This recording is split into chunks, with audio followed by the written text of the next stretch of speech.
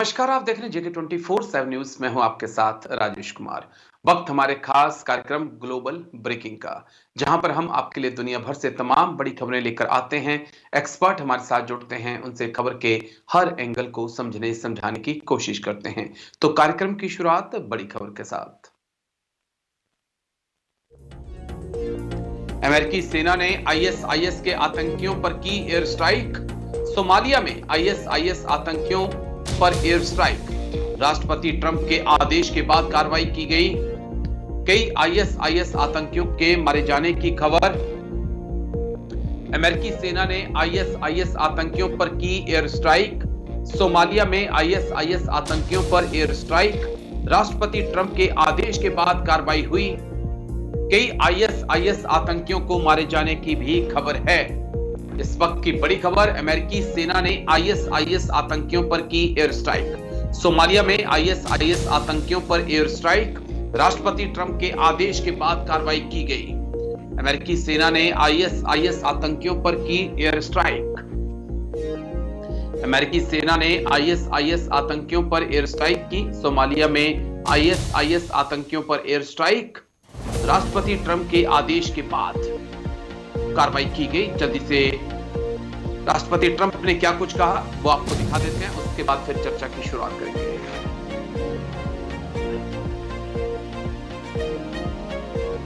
राष्ट्रपति ट्रंप लिखते हैं, आज सुबह मैंने सोमालिया में आईएसआईएस हमले के वरिष्ठ योजनाकार और उसके द्वारा भर्ती और अगुवाई किए गए अन्य आतंकवादियों पर स्टिक सैन्य हमले करने के आदेश दिए।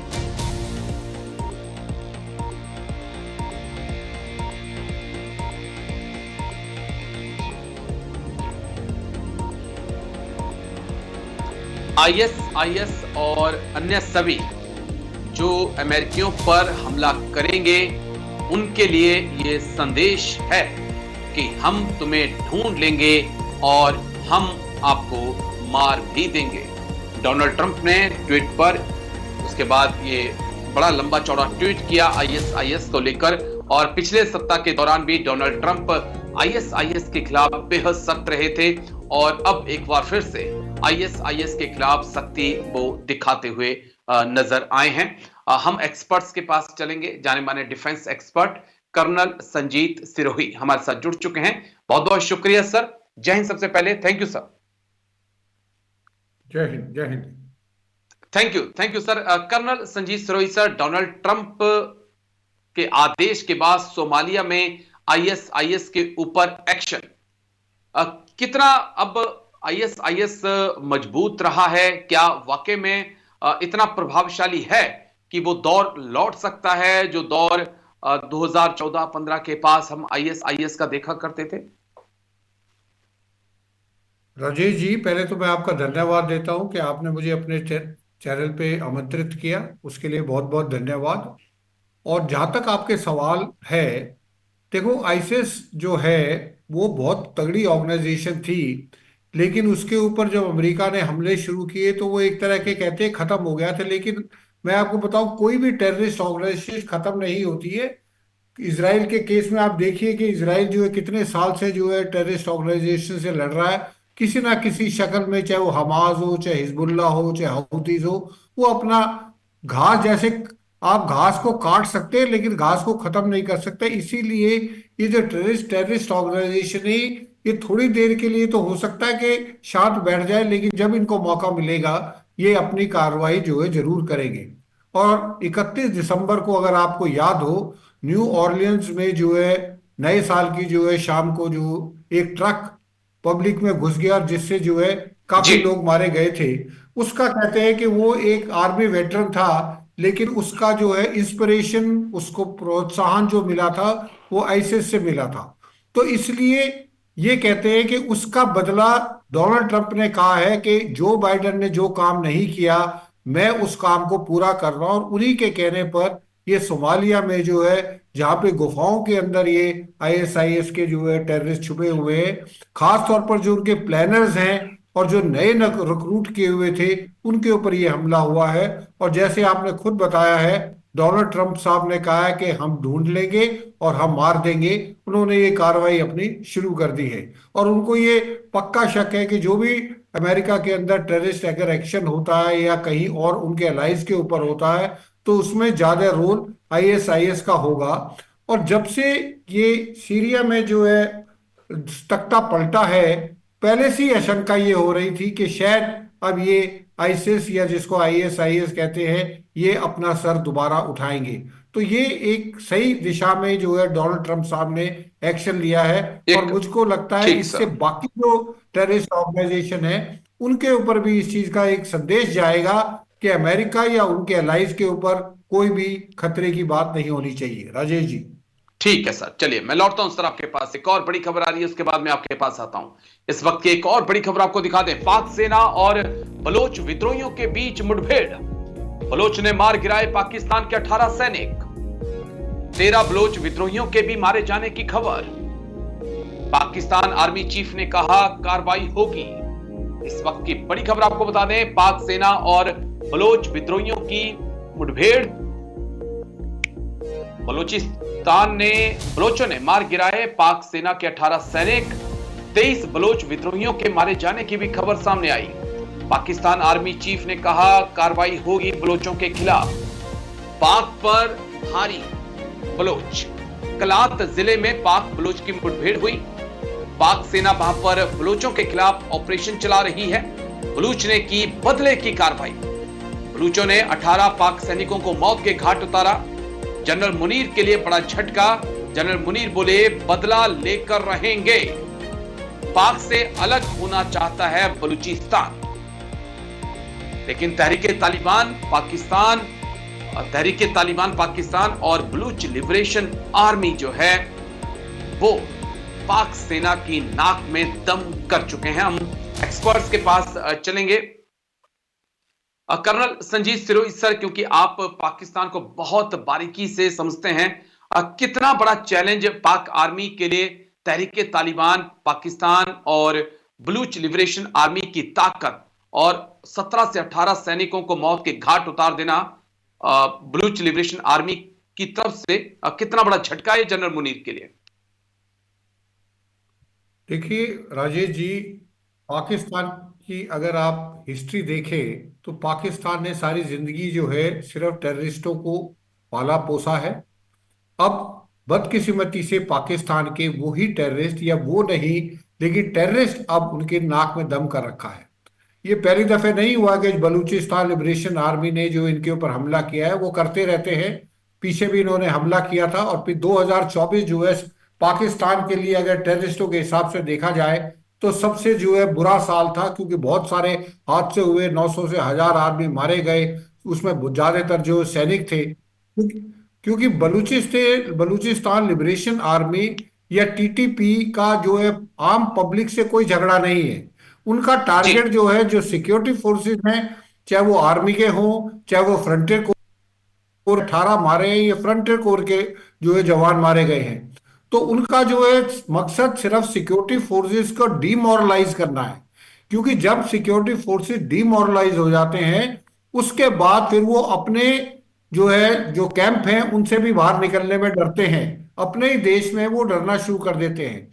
और बलूचिस्तान लिबरेशन आर्मी का तो सबसे ज्यादा जो उनका जो मेन मकसद है वो ये है कि बलूचिस्तान को किसी तरीके से पाकिस्तान से अलग किया जाए। क्योंकि बलूचिस्तान ने कभी भी अपने आप को पाकिस्तान का हिस्सा नहीं माना। और जब से पाकिस्तान बना है, तब से 1948 से लेके अब तक जो है उनकी पूरी कोशिश रही है कि वो पाकिस्तान से अलग हो जाएं। वो नंबर एक कारण है, क्योंकि जी उनको ये लगता है कि जो पाकिस्तान के जो पंजाब सूबा है या सिंध सूबा है, वो सारा का सारा जो वहीं पे खुशहाली है, वहीं के लोगों को नौकरी मिलती है, वहीं के लोग जो है आराम से जिंदगी बसर कर रहे हैं। लेकिन जहां तक बलूचिस्तान का है, जबकि बलूचिस्तान मिनरल्स के रिसोर्सेज में सबसे ज्यादा बलूचिस्तान में जो मिनरल्स हैं, तो वो उनको ये लगता है कि हमारे मिनरल्स को लेके पंजाब के लोग जो है ऐश कर रहे हैं और हमारे ऊपर यहाँ पे इतनी गरीबी है। नंबर दूसरा। नंबर तीसरा, चाइनीज के सी पैक के आने से जो है बलूचिस्तान को ये लगता है कि इसमें चीन का भी हाथ है। तो आप देखेंगे कि जो भी हमले होते हैं वो ज्यादातर टारगेट जी चीनियों को भी करते हैं, उनकी कोशिश रहती है, या उन सिक्योरिटी फोर्सेस को जो चाइनीज को सिक्योरिटी दे रहे हैं। तो ये पूरा का पूरा मामला, और उसके साथ जो है टीटीपी भी मिल गई है। टीटीपी का पाकिस्तान से पुराना झगड़ा है। इमरान खान ने उनको जो है थोड़ी बहुत सीज फायर कर ली थी, लेकिन जब से इमरान खान गए हैं तब से वो भी खत्म हो गया। अफगानिस्तान के तकरीबन 8 लाख से ज्यादा जो वो रेफ्यूजीज थे, वो उनको जबरदस्ती वापस अफगानिस्तान में भेज दिया गया। तो ये दो, और जब बलूचिस्तान लिबरेशन आर्मी और टीटीपी मिलेगी, तो ये मुझे लगता है जनरल मुनीर के लिए बहुत बड़ी प्रॉब्लम है। और वो कैसे इससे सुलटेंगे, उसका उनके पास अभी तक कोई जवाब नहीं है। राजेश जी। जी, मैं एक छोटा सा सवाल और उसका एक छोटा सा जवाब आपसे और चाहूंगा इसी मुद्दे पर जुड़ा हुआ।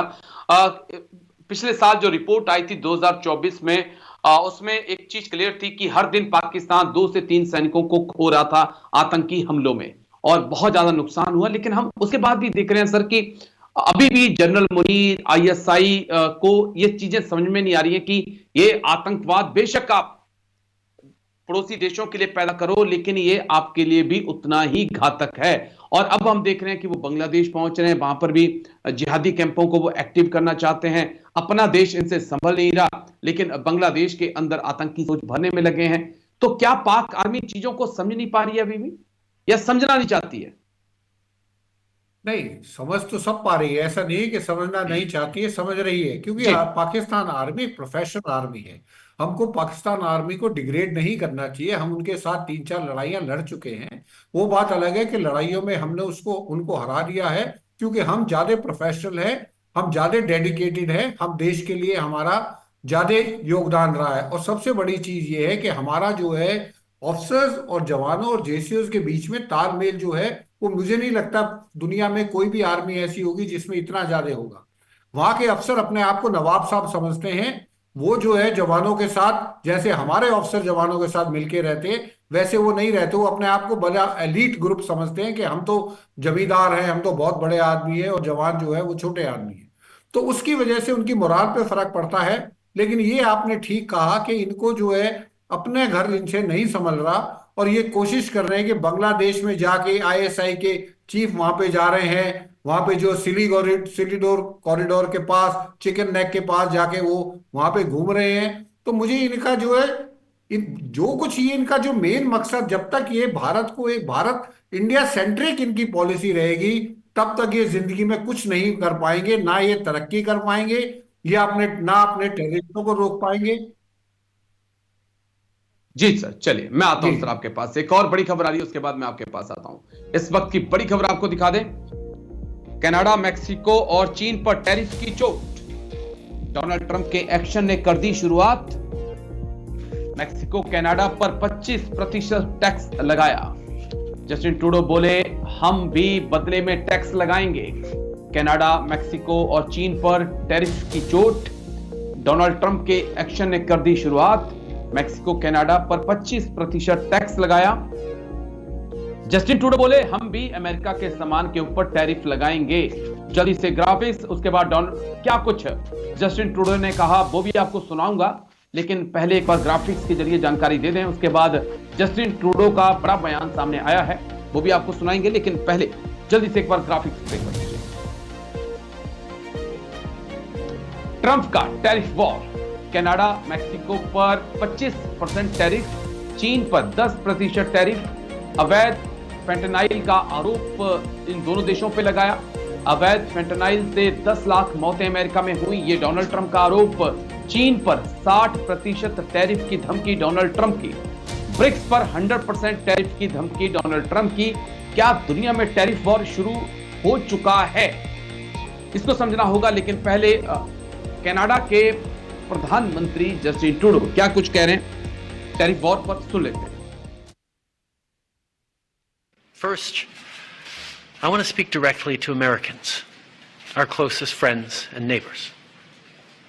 This is a choice that, yes, will harm Canadians, but beyond that, it will have real consequences for you, the American people. As I have consistently said, tariffs against Canada will put your jobs at risk, potentially shutting down American auto assembly plants and other manufacturing facilities. They will raise costs for you, including food at the grocery stores and gas at the pump. They will impede your access to an affordable supply of vital goods crucial for U.S. security, such as nickel. चलिए सीधा experts के पास चलेंगे। Colonel Sanjeet Sirohi sir हमारे साथ लगातार बने हुए हैं। कर्नल साहब कि क्या वाकई में टैरिफ वॉर शुरू हो रहा है?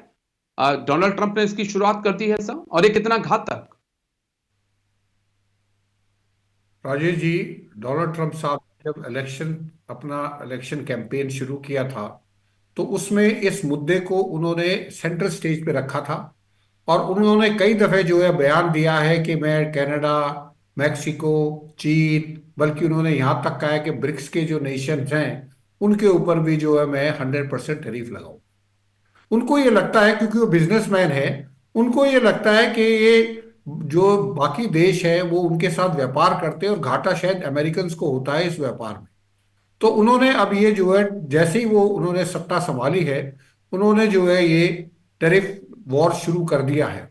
जी, इंडिया को भी उन्होंने जो है चेतावनी दी है, लेकिन ये चाइना को देखना होगा सर चेतावनी कि दी, टैरिफ मेक्सिको वॉर दुनिया को किस तरफ ले जाता है, इस पे थोड़ा नजर बनी रहेगी। लेकिन बहुत बहुत शुक्रिया कर्नल संजीत सिरोही सर, आप आए और तमाम मुद्दों पर इतनी बारीकी से आपने बात रखी। बहुत बहुत शुक्रिया सर। आज ग्लोबल ब्रेकिंग में मेरे साथ इतना ही। कल फिर होगी मुलाकात। दीजिए इजाजत। नमस्कार।